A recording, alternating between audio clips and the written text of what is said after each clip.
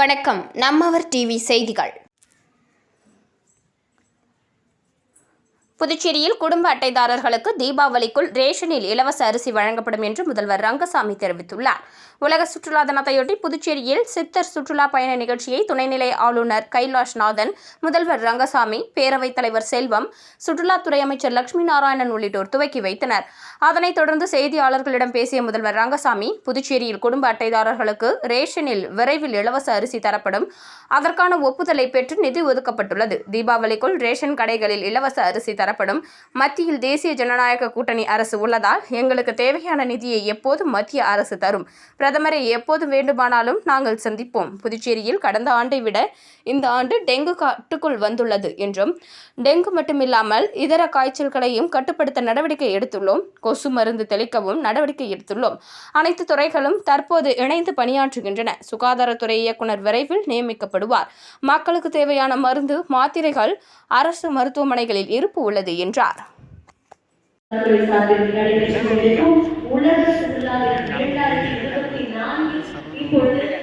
இந்த தினத்தில் ஒரு அற்புதமான வெளியீடு அறிவியல் தலைவர்களோடு பார்வையாளர்கள்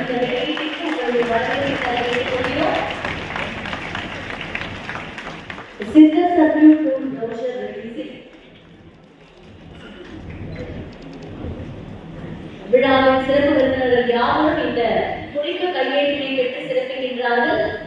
ஸ்பிரிச்சுவல் வெல்னஸ் புதுச்சேரி என்ற அற்புதமான ஒரு புகைப்படத்தின் வெளியீட்டையும் இப்போது சுற்றுலாத்துறை சார்பில் விழாவின் சிறப்பு விருந்தினர்கள் பெற்று சிறப்பிக்கின்றார்கள்.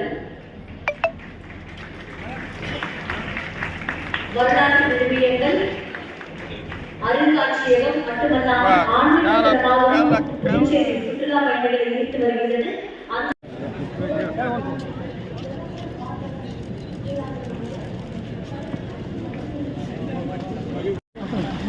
நல்லா வாங்கிடுவாங்கப்பா.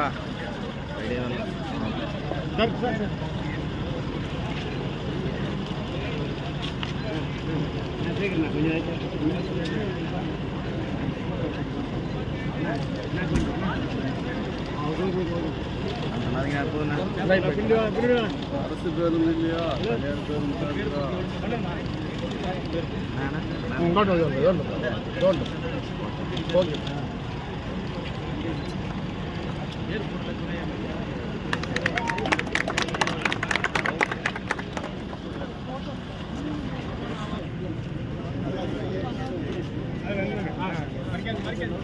கொஞ்சம் பின்னாடி வாங்க சார்.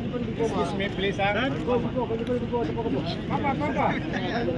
மறைக்காதீங்கம்மா, மறைக்காதீங்க.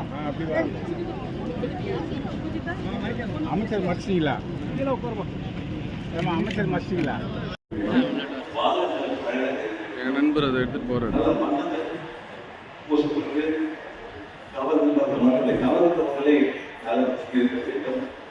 இந்த நிலம் அரசானது நம்ம புதுச்சேரியை பொறுத்த வரைக்கும் பழையமான கட்டிடங்கள், எனக்கு ஒரு பழையமான கட்டிடங்கள் மிக முக்கியமான ஒன்று. அதை பாதுகாக்கிறது அவசியம்.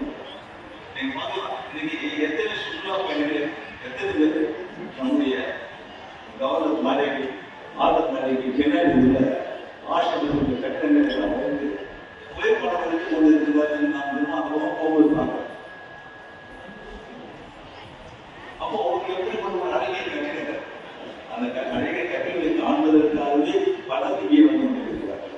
இங்கே வந்து அதில் பலர் கொண்டிருக்கிறார், புகைப்படம் திரைப்படம். அப்போ ஒரு பழமையான நம்முடைய பாதுகாக்கப்படுவது, பழமையான கட்டிடங்கள் பாதுகாக்கப்படுவது அரசுடைய தேவை. அந்த அரசு நிதி ஒதுக்கி அவர்களுக்கு உதவி செய்து வருகின்றது. ஆண்டுகளும் அரசு செய்து அதே போல் சுற்றுலா அதிகமாக வரும்பொழுது அவர் தங்குவதற்கான விடுதிகள் மிக முக்கியமான அந்த விடுதிகளை உயர்த்துவதற்கு மிக உயர்த்துவதற்கு நடவடிக்கை அரசு அவர்களுக்கு மானியம் உதவி அளிக்கப்பட்டு வருகின்றது. அதனை உயர்த்திக் கொடுக்கின்ற எண்ணம் அரசுக்கு இருக்கின்றது. அப்படி வசதி வாய்ப்பினை உருவாக்கி கொடுக்கின்ற நடக்க இப்படி பார்க்கலாம். பொழுதுபோக்கு அவசரம் மட்டுமல்ல, ஆன்மீக சுற்றுலா மட்டுமல்ல, மருத்துவ சுற்றுலா என்று சொல்லக்கூடிய நிலையிலும், கல்வி சுற்றுலா என்ற நிலையிலும் இப்போது பூஜ்ஜியம் உயர்ந்து கொண்டு அனைத்திற்கும் வந்து செல்வதற்குரிய மக்கள் வந்து செல்லும் பொழுது எந்தவித சங்கடமும் இல்லாமல் இங்கே அமைதியாக தங்கி செல்ல வேண்டும், அதன் வசதியை செய்து கொடுக்க வேண்டும் என்ற நிலையில் அரசானது பல நடவடிக்கைகளை எடுத்திருக்கிறது. இதன் மூலமாக சுற்றுலா பயணிகள் வருவதற்கு ஆண்டுக்கு நோக்கம் சுற்றுலாவும் அமைதி, ஒரு அமைதியான நிலை உருவாக வேண்டும், அமைதியான மக்கள் வாழ வேண்டும், அமைதியான இடமாக திகழ வேண்டும், அமைதியான ஒரு எண்ணம் வர வேண்டும். அந்த நிலையில் நோக்கம் இந்த ஆண்டு வைத்திருக்கிறது.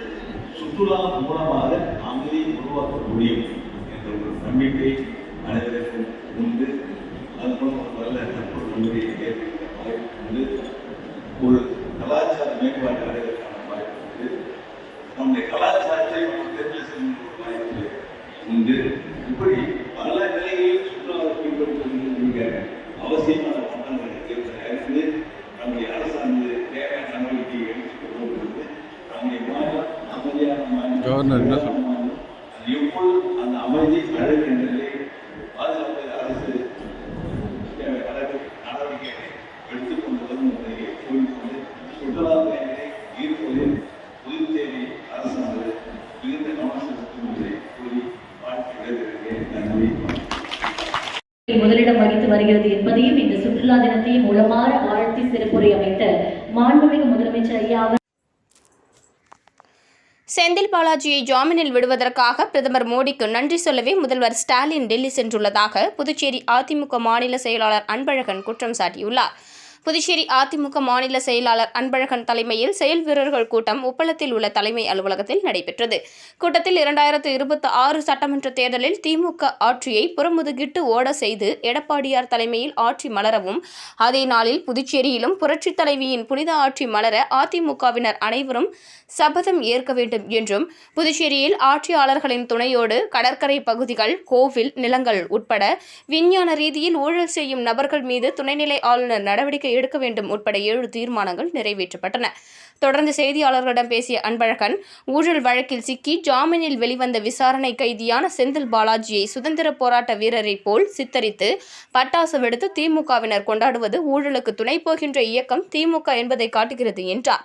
மேலும் செந்தில் பாலாஜியை ஜாமீனில் விடுவதற்காக பிரதமர் மோடிக்கு நன்றி சொல்லவே ஜாமீனில் விடுவித்ததற்காக பிரதமர் மோடிக்கு நன்றி சொல்லவே விடியா தமிழகம் முதல்வர் ஸ்டாலின் டெல்லி சென்றுள்ளார் என குற்றம் சாட்டினார்.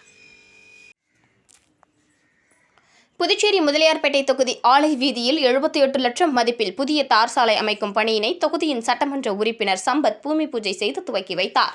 புதுச்சேரி முதலியார்பேட்டை தொகுதிக்குட்பட்ட கடலூர் சாலை, பால்பூத் முதல் புவன்கரே வீதி, பெட்ரோல் பங்க் வரை உள்ள ஆலை வீதி சுமார் 78 லட்சம் ரூபாய் செலவில் புதிதாக அமைக்கும் பணிக்கான பூமி பூஜை இன்று நடைபெற்றது.